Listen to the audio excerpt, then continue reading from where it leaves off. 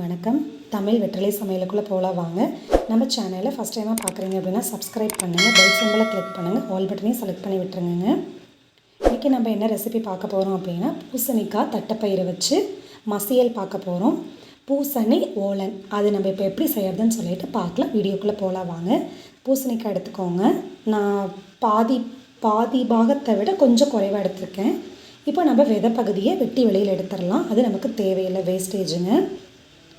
விதை பகுதியை வந்து நல்லா சுத்தமாக வெட்டி எடுத்து விட்டுருங்க.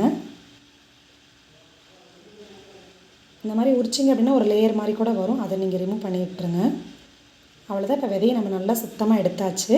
தோலோடு அரிஞ்சு போடுற மாதிரி அரிஞ்சு போடலாம். ஆனால் தோல் வந்து ரொம்ப திக்காக இருக்குது, அதனால் இப்போ நான் தோல் சீவி எடுத்துகிட்டு வெறும் காய் மட்டும் தான் உள்ளே சேர்க்க போகிறேன்.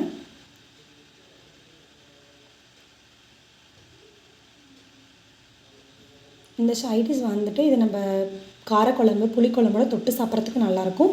ஒயிட் ரைஸோடு சேர்த்து சாப்பிடவும் நல்லாயிருக்குங்க. நீங்கள் இந்த ரெசிபியை கண்டிப்பாக வீட்டில் ட்ரை பண்ணி பாருங்கள். வெரி குயிக் அண்ட் ஈஸியாக சீக்கிரமாக செஞ்சு முடிச்சிடலாம். இப்போ நம்ம தேவையான அளவு பரங்கிக்காவை குட்டி குட்டியாக வெட்டி எடுத்துக்க போகிறோம். அவ்வளோதான், எல்லாம் வெட்டி எடுத்தாச்சு. ஒரு பேன் வச்சுக்கோங்க. இந்த வெட்டின பரங்கிக்காவை எல்லாத்தையும் உள்ளே சேர்த்துக்கலாம். 2 பச்சை மிளகாய் இந்த மாதிரி குட்டியாக கீறி உள்ளே சேர்த்துக்கோங்க. கொஞ்சம் உப்பு சேர்த்துக்கோங்க, கொஞ்சம் மஞ்சள்தூள் சேர்த்துக்கோங்க.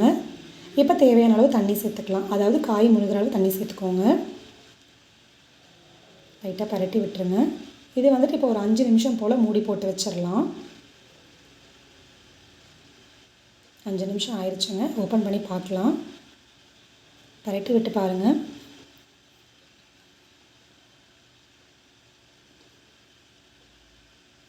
காய் வெந்துருச்சு, ஆனால் குழையில. இந்த டைமில் நம்ம வேக வச்ச தட்டைப்பயிறு உள்ளே சேர்த்துக்கலாங்க. நான் வந்துட்டு 2 மணி நேரம் போல் ஊற வச்சுட்டு 4 விசில் விட்டு எடுத்து வச்சுருக்கேன். அந்த தட்டைப்பயிறு உள்ளே சேர்த்தாச்சு. கொஞ்சம் வெல்லம் உள்ளே சேர்த்துக்கோங்க. இப்போ இது எல்லாத்தையும் நல்லா கலந்து விட்டுட்டு திருப்பி ஒரு 6 நிமிஷம் போல் மூடி போட்டு வச்சிடலாம். இது இப்போ நல்லா குழஞ்சி வேகட்டும். தண்ணியும் வத்திருச்சு, காயும் வெந்திருக்கு. இப்போ இதை நம்ம கரண்டியில் பரட்டி விடையிலேயே நல்லா அழுத்தி விட்டு பிசைஞ்சு விடுங்க. நல்லா மசிச்சு விட்டாச்சு. இப்போ வந்துட்டு இன்னும் கொஞ்சம் தண்ணி சேர்த்துட்டு இன்னும் ஒரு 3 நிமிஷம் போல் நல்லா வேக விடுவோம். அப்போ தான் நல்லா குழைவாக இருக்கும். அவ்வளோதான், 3 நிமிஷம் ஆயிடுச்சு. தண்ணியும் கொஞ்சம் வத்திருக்கு, காயும் நல்லா குழஞ்சிருச்சு. இப்போ உப்பு பார்த்துட்டு தேவையான அளவு சேர்த்துக்கோங்க. இப்போ அதை லைட்டாக பரட்டி விட்டுடலாம்.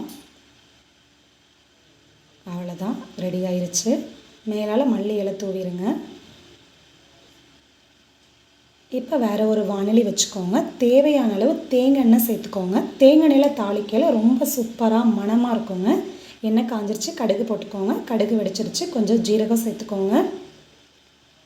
ஜீரகமும் வெடிச்சிருச்சு. இப்போ ஒரே ஒரு காஞ்ச மிளகாய் நம்ம கிள்ளி உள்ளே சேர்த்துக்கலாம். கொஞ்சம் கருவேப்பிலை சேர்த்துக்கலாங்க. இப்போ அதை நம்ம நல்லா பரட்டி விட்டுடலாம். இப்போ இந்த பரட்டின தாளிப்பை எடுத்து நம்ம அந்த மசியல் தட்டைப்பயிறு பூசணி மசியலை நம்ம சேர்த்து விட்டுடலாம். அவ்வளோதாங்க, உள்ளே சேர்த்தாச்சு.